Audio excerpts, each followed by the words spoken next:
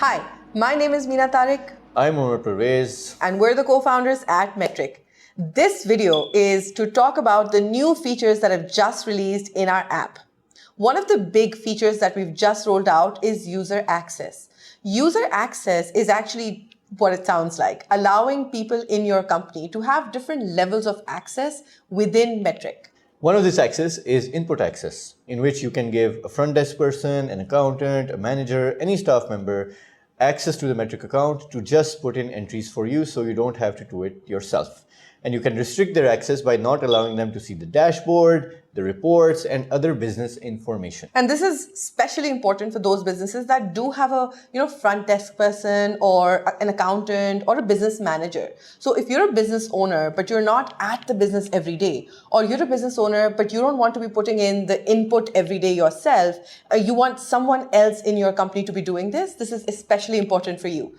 For example, businesses like salons or schools or doctors, any kind of practitioners that have somebody at the front desk who can be putting in those numbers as they receive money or as they pay bills. And on the back end, you can be anywhere in the world and you would be able to see your dashboard, you'd be able to see the reports, you'd be able to know exactly what is going on in your business without physically being there or without waiting for the end of the month to get reports.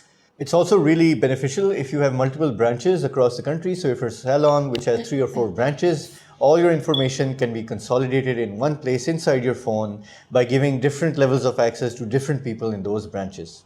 Another thing in this is also view only.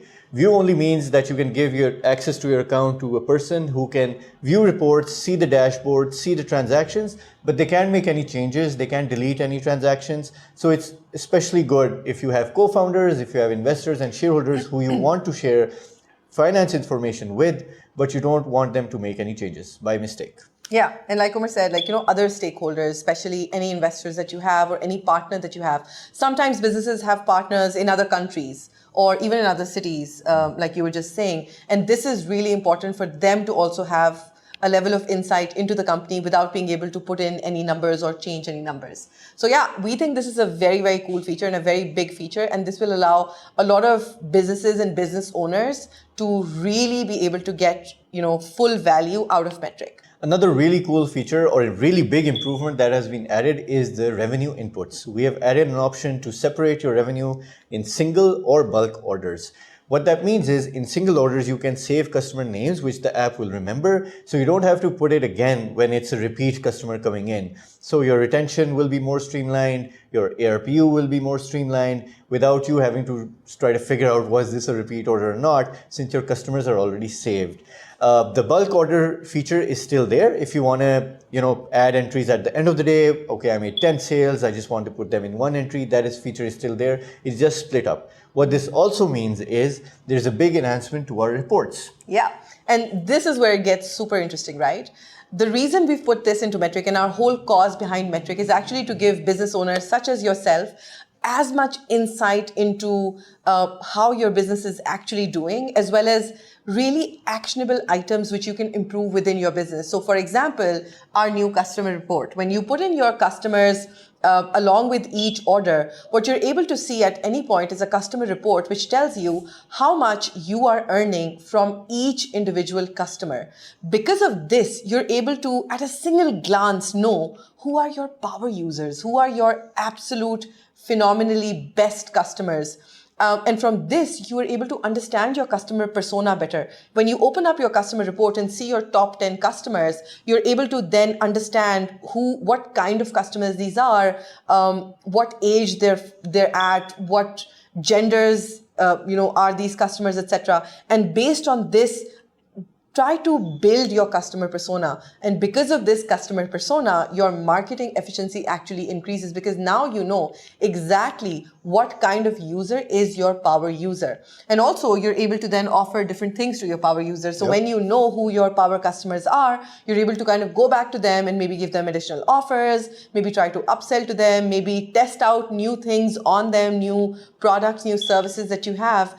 So we think the customer report is actually a really, really, really good feature for businesses. It also shows you if you have any amount outstanding with any customer. If they still have to pay you, you'll see the exact amount they need to pay you, so you can follow up and you can recover that amount quickly. Another report that has been added, a really cool one, similar to the customer report, is the vendor report. So on the flip side, you're buying a lot of stuff from your suppliers, from your vendors, depending on your business. You can see exactly how much purchasing you are doing from particular vendors, and if any payables are still outstanding on your end.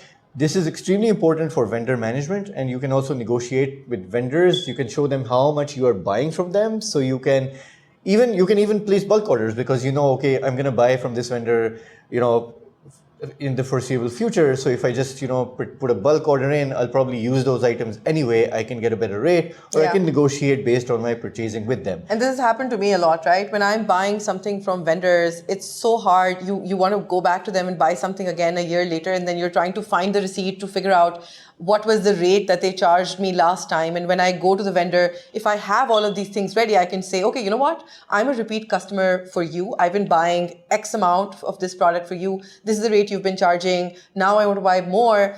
Maybe you give me a discount. And your relationship with that stakeholder can actually improve over time and have direct impact on your cost of sales. The third and final report that has been added is the product report. And it can show you what your best products are, which are your best selling items are, and how much they are selling, and which your lower ones are. So you either want to market those more, or you want to, scrap them, or, put them aside for a while because they're not doing too well. So you don't need to spend on inventory for those items, and you can focus more of your marketing and your inventory on your best selling items to increase your revenue with the most efficiency. This is actually probably my favorite one, because I think we make a lot of product decisions, make a lot of decisions based on what product we most identify with as a small business. I will introduce different dishes in my home-based food business because those are the dishes I think people will like more, or I think I make the best. But then when you look at the product report, you realize it is absolutely something else, which is actually outselling everything else. And I've been spending so much of my inventory just on the products I think are important versus the products which are actually selling more or getting me more money. So the product report really allows us to streamline and tighten up. And I think in an economic recession or when times are tough, it is also extremely important to know which of our products are doing well so that we can be very, very deliberate about managing our cost of inventory and making sure that we're offering only the right product to the right customers. Apart from this, there are a lot of other quality of life and customer experience improvements so that your time in Metric and with Metric is seamless. One of them is obviously biometric login. So this not only keeps your account more secure, it is also much easier to log in back into your account. You don't have to remember your passwords and all that. Yeah. We have also added guides in the Pocket Guide. So new articles, new videos to help you. Lots of tutorials to help you, make decisions, grow your business. And And I think the security piece is also important because we are integrating with banks soon. And this is going to keep your account safe, because once we integrate with banks, then you're able to connect your bank account and allow transactions to be shown in the Metric app, transactions that are happening in your mobile wallet or in your bank account. And so we want to make sure that your account is actually completely safe. So these are some of the big changes that have come out in the app. And the reason we're making this video is so that we can really explain these features to you, and so that you are able to connect them to your business, and we're able to showcase how excited we are and how much impact we think this can create for small businesses.